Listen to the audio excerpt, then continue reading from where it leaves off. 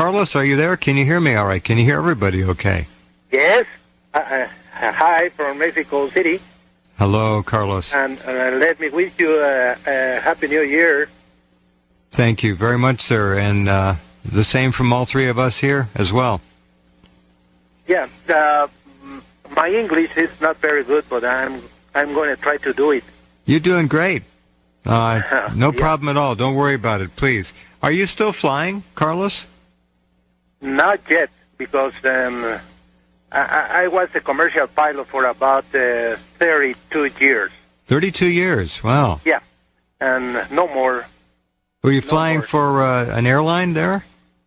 In 1976, I was flying for Mexicana Airlines. Oh, I see.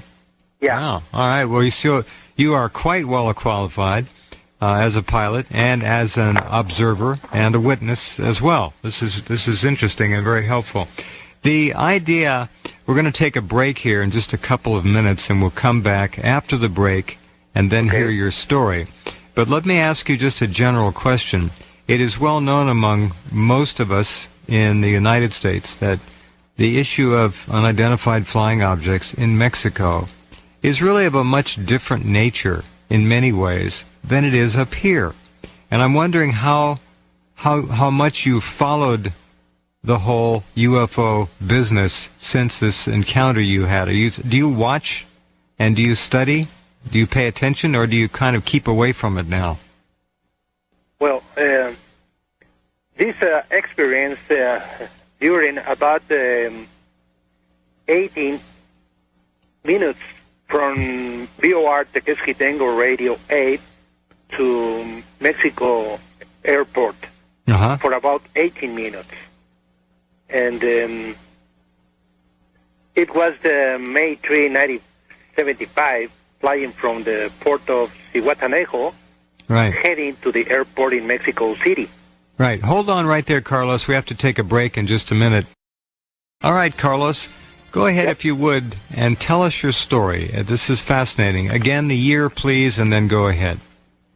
Okay, I appreciate it. And to be flying on the VOR, the Quisquitengo, radio navigation aid, a dark gray object was flying over the left wing's upper surface for about 10 or 20 centimeters, close to the cabin. And then spent about 5 seconds when a second object of the same features was flying about the top surface of the right wing. You're talking about 20 centimeters away? That's it? Yeah, separate over the surface, the wing upper surface, for about 10 or 20, for about 10 or 20 centimeters. That must have scared you half to death. Yeah. And then when after about 5 seconds, for approximately a third object rushes from the 12 o'clock of my position to the windshield of the airplane. I thought this was going to hit the airplane, the windshield, but move it to the bottom of the fuselage, striking the surface landing. Oh, it did impact the aircraft. Yeah. Oh man, that's amazing. Yeah. And it exists for 2 or 3 photographs for Mexican authorities in aeronautical inspection about the area and landing gear damage for the third object. Was this a small plane with fixed landing gear down, or were they retracted? No, it's a landing gear down. It's a Piper Comanche. Got it. It's a Piper PA-24 landing gear down. Okay. Yes. All right. I hope you're following this, folks. This is pretty darned amazing. What time of day was this, Carlos, please? It was in May 3, 1975. What time of day? May 3. May the 3rd. What time of day? Morning, evening, afternoon?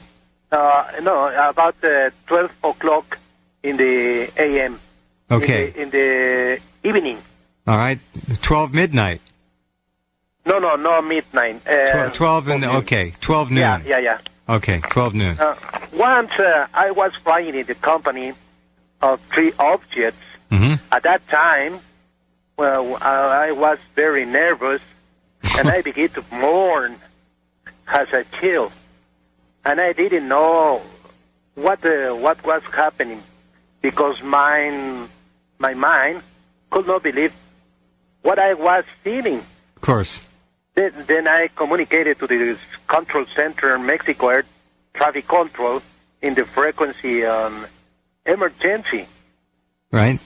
Since she had no control over the aircraft, could not turn to the left, right, and could not descend.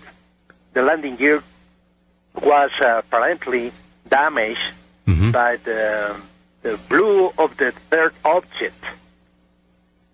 Under these conditions, I continued with the 3 objects flying around the airplane for about 18 minutes.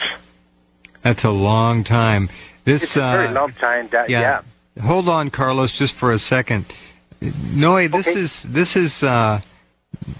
as close a contact as obviously you're going to get. There was apparent impact. These are the approximate 16-foot in diameter discs. This is broad daylight. This is astounding. We were very much amazed, Jeff, at the similarities between this case, the experience that Carlos de los Santos is describing for us tonight, and the case in Coyame, Mexico, that happened just 9 months earlier in the so-called Mexico's Roswell case. You had both. You had small planes, very similar in description, both headed to Mexico City, to the airport in Mexico City, which is where Carlos was headed, as well as a plane that crashed with the UFO over Coyame. You had the description of the UFOs very similar. They were relatively small discs, about 16 feet in diameter, traditional disc-shaped objects with a control dome on top, is the way Carlos described it, as well as the description given in the Deneb report about the Coyame case. So Ruben and I, right away, when we were working on our book, Mexico's Roswell, we locked in on the similarities. And we, to the extent that we even wondered if perhaps something similar was happening to the plane over Coyame at the time that something went wrong and it actually crashed. The plane went down and one of the discs went down as well, just north of the town of Coyame, Chihuahua, Mexico, which forms the basis of our book. So the similarities were striking, and there were only a few months lapsed between the 2 incidents. Right. And but the story that Carlos has yet to tell us is even more fascinating because he had some very weird things happen to him after his encounter. All right. Well, we'll finish the story in just a minute. Anything to add here, Ruben? Yeah, maybe Carlos can mention he was en route to the state of Guerrero.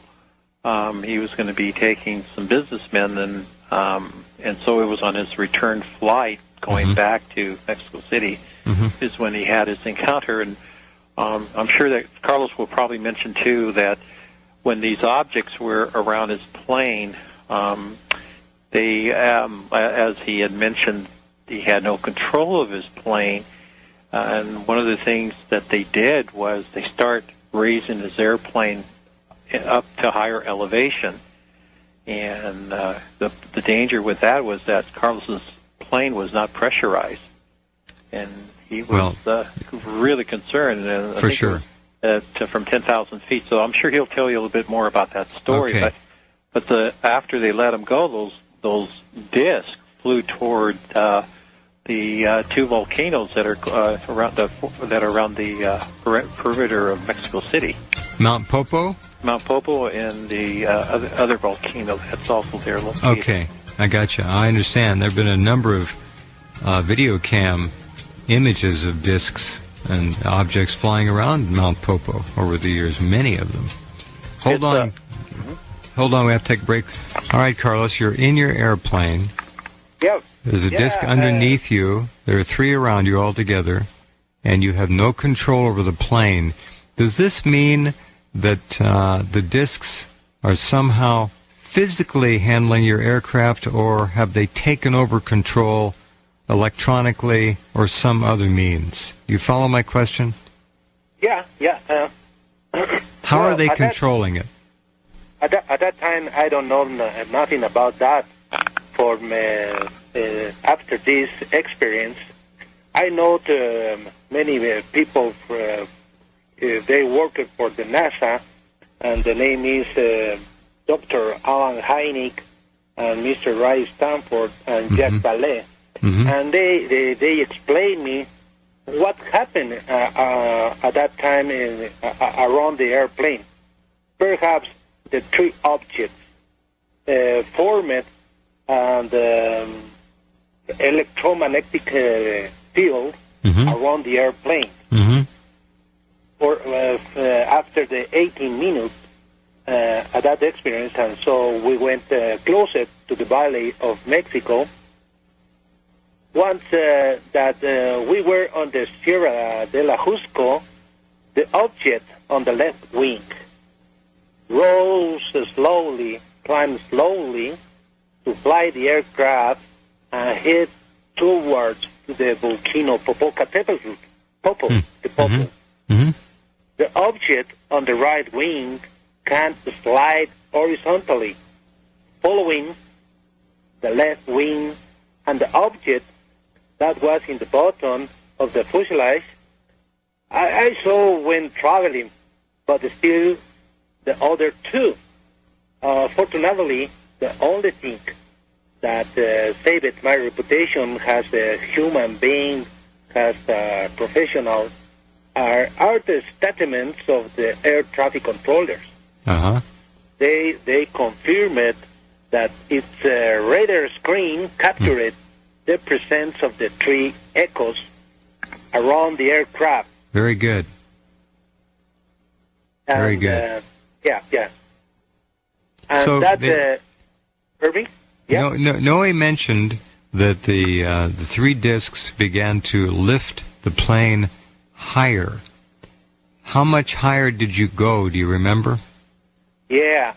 When I'm flying from Zihuatanejo and to Mexico City, I'm flying IFR by instrument, and I'm flying at 10,000 feet. Okay. I check Uriarte at 10,000 feet. When the UFOs on the object positions of the aircraft, the airplane climbing for about 10,000 and 14,000 feet and 500. And this aircraft at that time, it wasn't pressurized, no pressurized aircraft, and I don't have any oxygen. Understand. So they took you from 10,000 up to 14,500. Is that correct? That's correct. Okay. That's correct. How high could you go before you would really suffer from oxygen deprivation, do you feel? Well, I don't understand very well your question. Noe, can you help me out here? ¿Qué tan alto podía llegar antes de sufrir falta de oxígeno? Oh, just 10,000. But when you're flying over the 10,000 feet, perhaps the human can't suffer the hypoxia. I understand. Do you know what I mean, hypoxia? Yes, sure. Yeah, you can suffer hypoxia if you go over 10,000 feet. Yeah, but when you have hypoxia, the symptoms, never you are going to see and a rose elephant flying there or a piano flying at that level, the symptoms are different. I see. When you have the hypoxia, you can shake, and the field is reduced around you, and you can't shake, and you lost the space. I see. Jeff, I think we should mention that over the years, people looking at this very impressive case, some of the critics, the naysayers that we're well familiar with, have suggested that perhaps he was hallucinating from being above the nominal altitude. Yeah, I understand. So that's why he's making a point to say that you wouldn't have hallucinations. That isn't one of the symptoms. And his story has been checked out. He was cleared by doctors afterward and so forth. So it wasn't a hallucination. Understand thoroughly. Yeah. Okay. Yeah. All right, Carlos, go ahead, please. Thank you.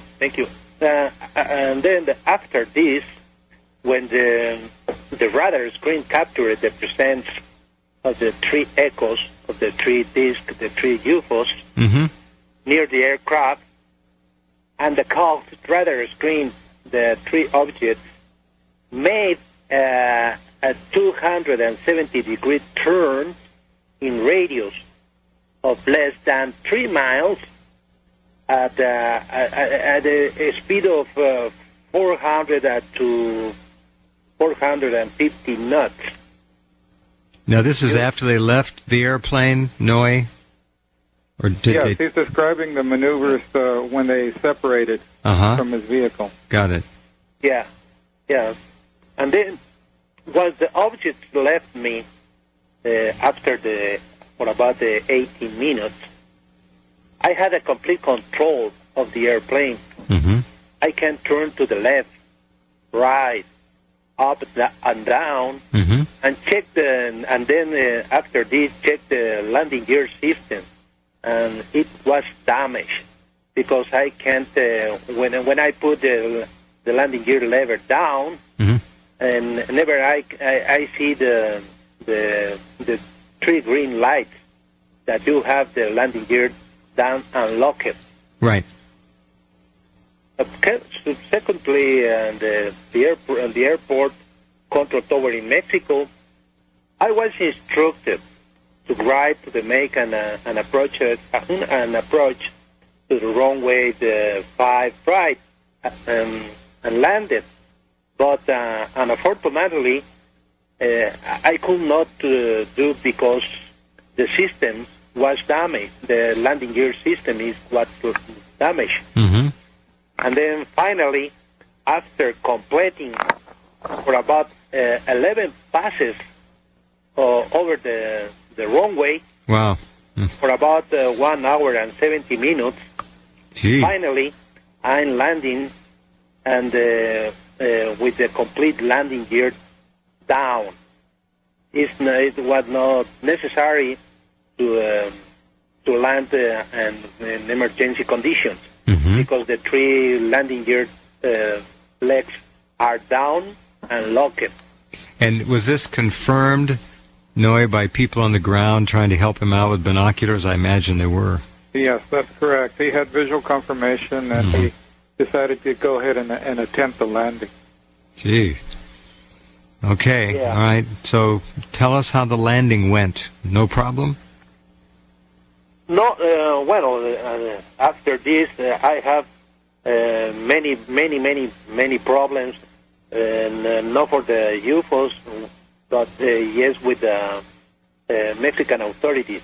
I see. Because later, I was taken to Medical Service City International Airport in Mexico City because the authorities suspected that my health was not good, possibly. Perhaps many things think. I had taken some drugs or who had suffered from hypoxia by flying for about 10,000 feet without oxygen. I understand. So they thought you had health problems And they wanted to thoroughly evaluate you and study you. Okay. Exactly. That's right. And this was a very unique experience for me. I guess. And everyone around me, because everyone of us in the same experience, life moment, but as I see objects, aircraft, radar, screens, my work, my family, my friends, and all the people that you heard about the event, indescribable, and you see it happen in seconds, you will die. I don't know. Do you understand me? Because my English is very, very terrible. No, it's very understandable. Good, Carlos. No, Ruben, go ahead, and we got just a few seconds before the break here. We'll come right back. Well, But I think one of the significant things that Carlos said was that the air traffic controllers, they were picking up 3 echoes on their radar screen. Yeah. And that's real significant, and that verifies that Carlos was describing 3 objects around his airplane, and it's being registered on the radar screen. And I was wondering if we could listen to the brief conversation, the audio clip of his talking to the air traffic controllers after as soon as we come back, let's do it. Yeah. Okay, Carlos, anything you want to add to the discs themselves in terms of a description? They were, what color were they? And they had a dome on the top. Was the dome clear? Could you see through it, or was it also solid, looking like the rest of the disc itself? Well, the characteristics of the UFOs, the disc, are the color gray, dark, mate, and the fuselage of the UFOs, it was just one piece of the how do you say in English? It's no screws, no seams, no rivets, no screw. Understand? Yeah. Okay. And they have approximately a windshield, like a windshield, but the glass it is dark. I can see inside the interesting. The UFOs. Okay, so it was different. It was different than the actual the fuselage of the disc. It was a round glass-like but dark dome on the top. Exactly. Okay. Exactly. Very good. And then,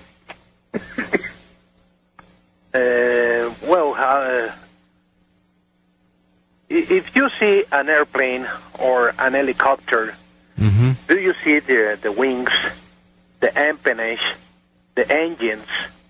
But when you see an object flying at the same altitude and the same level, are you flying? And that object, that has wings, empennage, engines. How to fly? How they fly? We regard the behavior of the UFO. We know the wings, which empennage and foremost. What kind of engine used to disc for flying about the air? I don't know. Okay. And it was a very, very wonderful experience for me, because after this experience in 1975, I had 2 meetings with the Men in Black. Now, you know the Men in Black with the black beings. They tried to persuade me that I don't manifest anything about my experience. Well, they told you to be quiet. Okay. Yeah. In 1975, and the second meeting with these guys in 1977, and And it's very, very hard for me because for me and my family. Yes. Because this kind of people, at that time, I don't know nothing about the do you know the clonation? Mm-hmm.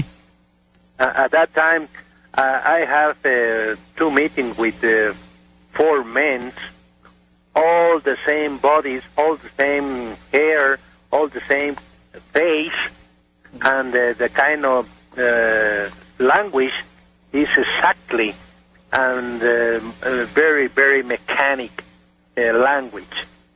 Yeah.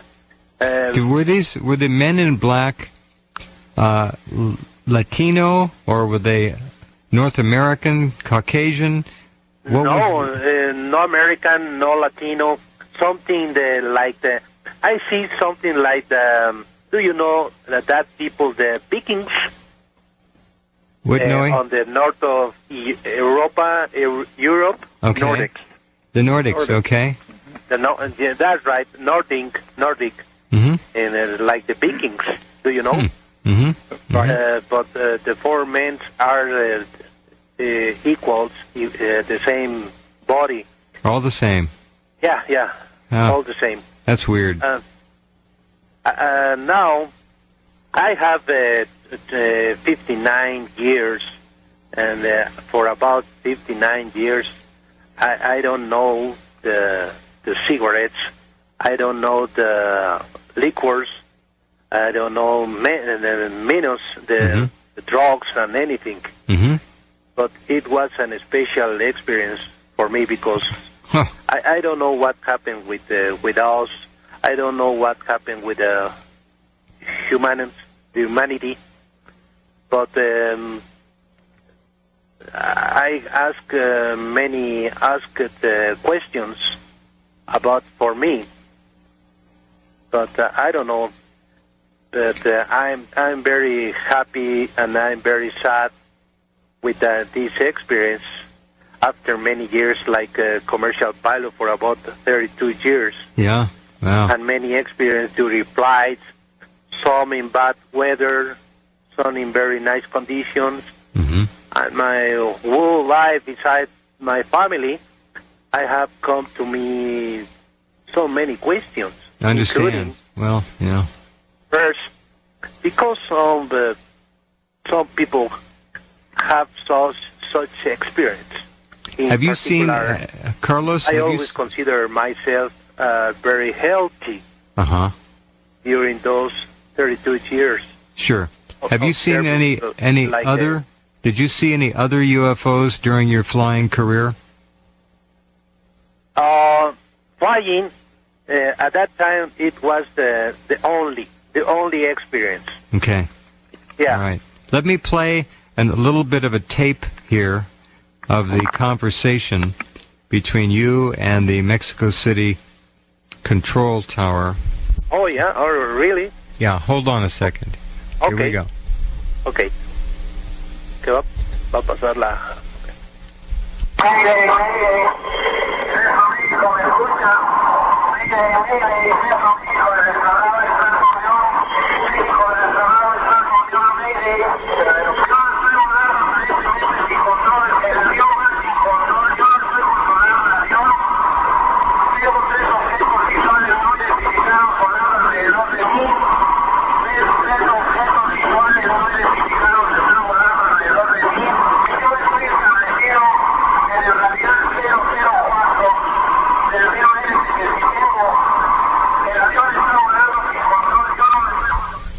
Okay, very good. Did you hear that, Carlos?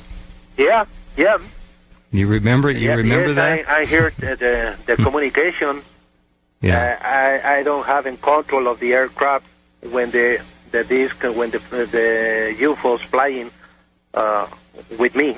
Is that what you were telling them then? Hear me? What was he saying, Noe, in that? Yes, he was of course.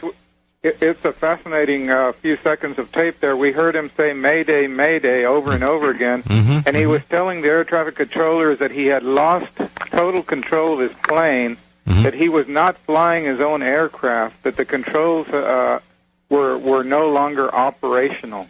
So that's what he said in that short burst there, that he had no control of his airplane. Well, you certainly could hear the emotion and intensity in his voice, but still professional. Yeah. And that's pretty amazing. That's just 39 seconds, but we have 18 minutes of Carlos communicating back and forth with the air traffic control tower. The visits of the men in black, on two occasions, two of them, is emblematic of obviously a very major case. They don't show up every time. There's a sighting, but when there's a big one like this, they seem to know what's going on. Anything, Ruben, you can add about the visits that Carlos mentioned? You know, as Carlos was mentioning, when he returned back, he went through a series of medical examinations. And one of the things about his case, it was nationally televised throughout Mexico and Latin America. It was. All right. Good. And so this attracted the attention of some prominent UFO researchers, as Carlos had mentioned, J. Allen Hynek, Jack Millay, and several others. They actually came down to visit him in Mexico, and they wanted to get more information from Carlos of his unique experience. And Carlos was also working very closely with another UFO investigator, Pedro Perizu, which is Mexico's godfather of ufology, basically. Very good. All right, let's kind of wrap this up with Carlos, and it's probably late. He wants to get to rest here. What do we need to cover, Noe, that we haven't yet? Okay, there's a very interesting kind of footnote to this, besides the two visits he had from the Men in Black. It turns out that this, as Ruben was pointing out, this encounter that Carlos had with the three UFOs was nationally publicized in Mexico. And, in fact, we have the front cover of the Mexico City newspaper from May 5th, 1975 that I'm looking at here. We have a reprint of it in our book, Mexico's Roswell, in which Carlos's incident appears in Second Coming font on the front page of the Mexico City newspaper. So in this article about what happened to him, one of the air traffic controllers from Mexico City International Airport, Emilio Estañol Lopez, and another one, in fact, two of the guys, Interian Diaz, both air traffic controllers, verified Carlos's story in the article. And they said that what they saw on radar, they saw the strange radar blip that executed a 270-degree turn in a radius of 3 or 4 miles at a speed of nearly 600 miles per hour. And the air traffic controller stated on the record that they knew of no man-made aircraft in 1975 that could execute such a maneuver. So the article and the information that came out after this his encounter certainly verified his visual observations on board that plane about what happened. It was a terrifying incident, and it is recognized by UFO researchers as one of the top pilot eyewitness testimonies of a close-hand UFO encounter in history. Sure. Oh, yeah, for sure. Carlos, is there anything you would like to add to the wonderful description you've given us?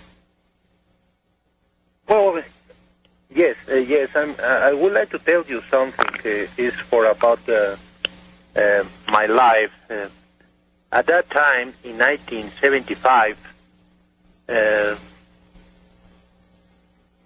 when the Dr. Alan Hynek coming to Mexico City to talk with me, he showed me a letter from the President of the United States, Mr. Gerald Ford. Mr. President Gerald Ford sent to Mr. Alan Hynek when the Alan Hynek is an assessor in the U.S. Air Force, for the U.S. Air Force, and concern to the NASA with Ray Stanford. And I'm very glad with that letter from the President of the United States. Oh, sure. Because many people thinks about me that guy are crazy, Carlos are crazy, Carlos are suffered hypoxia, Carlos are many things. Yeah. But the only thing that I saved my reputation, I'm going to tell you again, my reputation like a human, like a martial pilot, like a professional, is the manifest of the controllers. But that's the only thing that I can say to you. What was the last meeting with the men in black? What did they say to you at that time? Do you remember? Yes.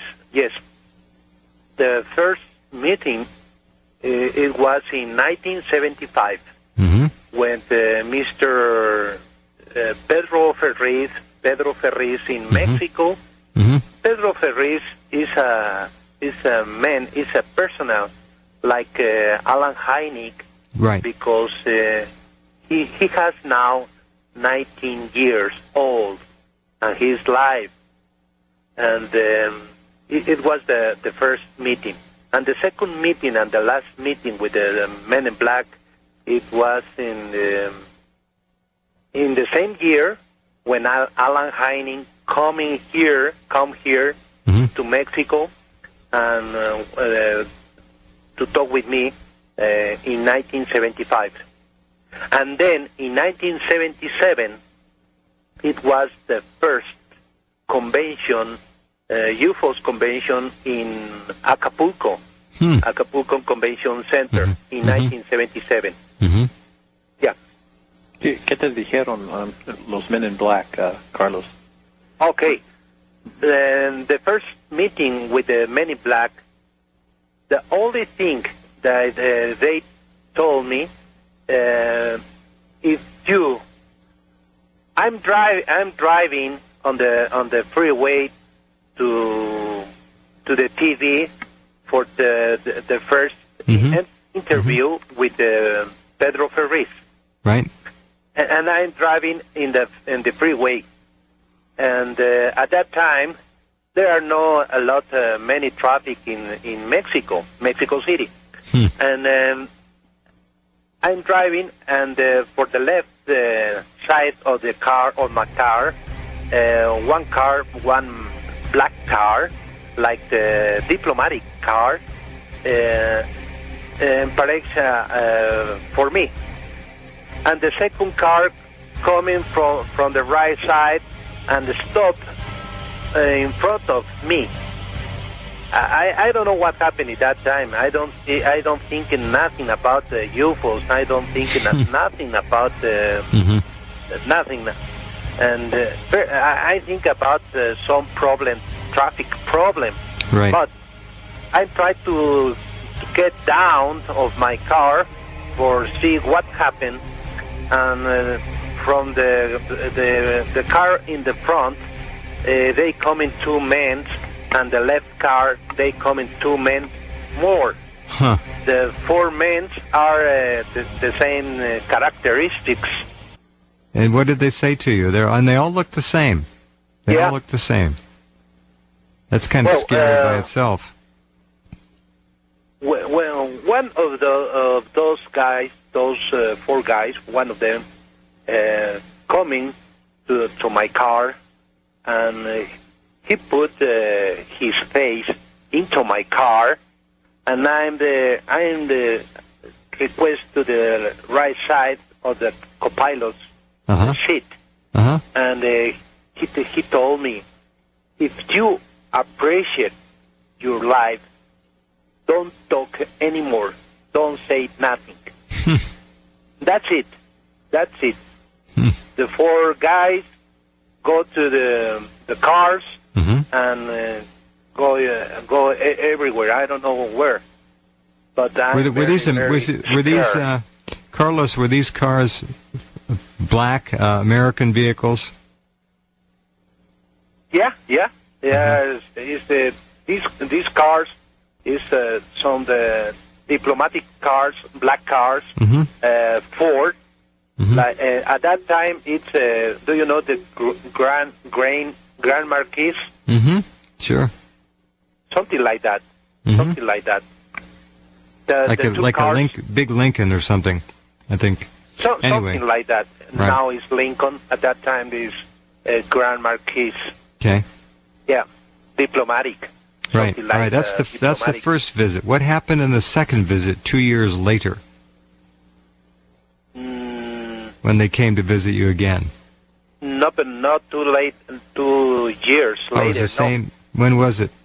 In the same year, in 1975, the second experience with the Men in Black, when Mr. Alan Hynek coming here, I talked with him about my experience for about Alan Hynek coming here in Friday, and we talked with him in the 4 p.m.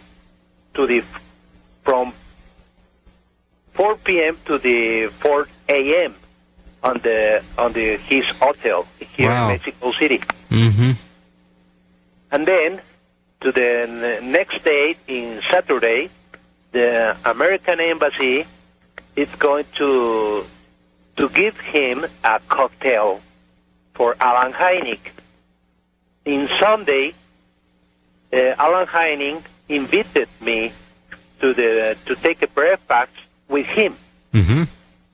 And when I go to take a breakfast in Sunday with Alan Hynek, I'm parking my car on the street near to the hotel, Alan Hynek Hotel.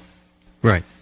And I put my keys, the car keys, on my back with my face down, and walking up the stairs to the hotel. When I feel a hit, a hand hit me on my body, and I turned my face up, and I see this guy, just one of those guys. Look the same? The same guy, and he told me, how do you say, se te avisó una vez, I told you once before. Yeah, and turn around, and you are not going to see to the Mr. Alan Hynek. When I stayed outside my car, when I stay on the street, I get some value for me, and I try to talk with this guy. I tell him, well, I don't know what happened with you, because if I can support it, if I can give some values for my experience, right. I don't have problem with nothing. But I need to talk with Mr. Alan Hynek, and he tell me, you are not going to talk with Alan Hynek. Turn around and go and get lost, or go get lost, something like that. Was he speaking Spanish to you? No. Well, yes, in Spanish. In Spanish. Both interview in Spanish. Yes. So and, what did you say to him? I say to him, well, sir, como dice Rubén, yo no estoy tratando, si yo puedo aportar algo útil, no tengo ningún inconveniente. If I have something important to say, there's nothing that can stop me from saying it. Very good. Say it. Very good. Yeah. Yes. And he told me, turn around. You are not going to see to Alan Hynek doctor. And y después le digo, me dice, he told me, ¿por qué saliste de Mexicana de Aviación y qué trabajas en Mexicana de Aviación o por qué vienes de Mexicana de Aviación? He wanted to know about his history with the company, with the airline company that he was working with in Mexico. Mexicana Airlines. Mexicana. So and then I told him, yo le dije, porque estaba yendo a unas clases de simulador. He was taking some flight simulator training at the time, so he told the men in black that the reason he was not with the company at that time was because he had been sent to take flight simulator training. That's right. And then he told me, turn around. You are not going to see Mr. Alan Heine, doctor. Go away, get lost from here. I don't say nothing. I'm turn around. I'm going to my car, take my car, and then I'm going to see my father. My father was working on the same company in Mexicana. Yep, and that's it. But so you left? Did you leave? You left? I'm left. Yeah. Okay. All right. Yes. So that threat worked. And that was the second interview, the second with this guy. Were you able in 1975?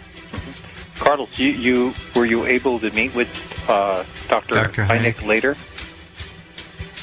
Did you meet with him after all? Pardon me, I don't understand. Did you meet with Dr. Heine afterwards, or? Did you, Carlos? Did you meet Dr. Heine after the man in black told you to leave? Did you meet him later? No entiendo. ¿Qué dice Rubén? Usted tuvo una junta con el doctor Heine después de ese amenaza. Amenaza, sí. ¿De la segunda amenaza? Sí. But in 1977. 2 years. I see. So it was 2 years later. Yes, in 1977 in Acapulco Convention. I see. Did you Noe, go ahead and ask him, or Ruben, did he explain to Dr. Heine why he didn't meet with him 2 years earlier? I'm sure he must have. Que si usted le explicó al Dr. Heine que lo que sucedió con los hombres en negro. Oh, yes. Yes.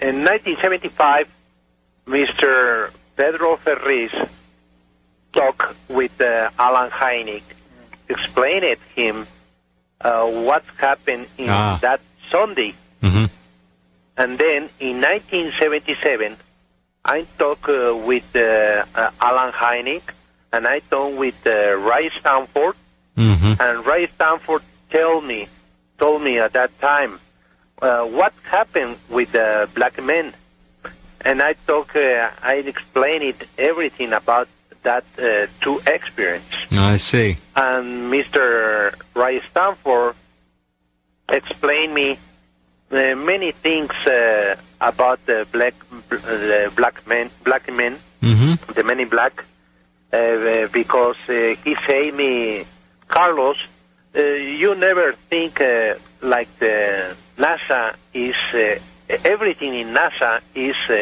spaceships. No, in NASA we have many departments dedicated to investigate many experience, the paranormal phenomena, or with something how do you say, muchas cosas. Como dices, Rubén, en la NASA tienen muchos departamentos de investigación. Yeah, NASA has various departments. That's interesting that they have a paranormal investigation department. I didn't know. They're interested at that in a lot time, of things. Ray Stanford explained me, si puedes decirle, Rubén, ellos fueron por parte de la NASA a una convención de brujería en Colombia. Oh, wow. They went to, on behalf of NASA, to a conference in Colombia on regarding witchcraft. Who went? Ray Stanford, NASA personal que NASA trabajaba personnel para la NASA. to study witchcraft. Mm-hmm. Huh, There was a fascinating. conference going on in Colombia. Well, that kind of reminds me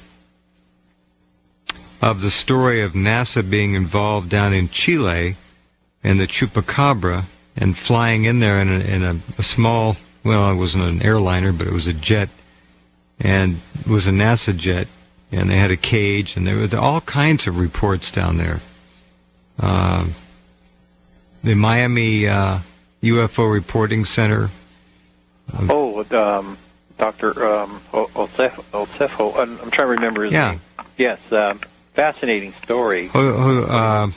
Osejo Sanchez, Osejo, anyway, he's a wonderful man. Yeah. He was down there. But NASA is military, all right, ultimately. It is. It answers to the military. But as Carlos was saying, they're interested in various aspects of the That's right. They're interested in a lot of things. Yeah. Very interesting. Okay. And Ray Stanford explained me at that time when they go to the Colombia, then they was have an experience with many black men. They did in Colombia. Well, those men in black get around. Well, right. That's right. Okay, that's Carlos. Right. I want to thank you. Muchas gracias for being here. And tell him, gentlemen, that he just did a superb job explaining the story, if you would. Just remarkable. Make sure you underscore that for me. Gracias, Carlos, por su excelente presentación de su experiencia. It was my pleasure, and I'm going to repeat. I have 59 years old, and 32 years like a commercial pilot. Yes. But it's very sad for me because my ears are very damaged, and I would like to fly more years, but it's impossible for me because something is happening into my body. I'm sorry. Principally my ears. And sorry because my English is poor. My English is not very good. No need to apologize, my friend. That was very good. Excellent. It's enough to say Happy New Year and God bless you, USA. Thank you. And the same to you. Happy New Year, Carlos, and God bless you. God bless you to you. Thank you. Okay. I appreciate it.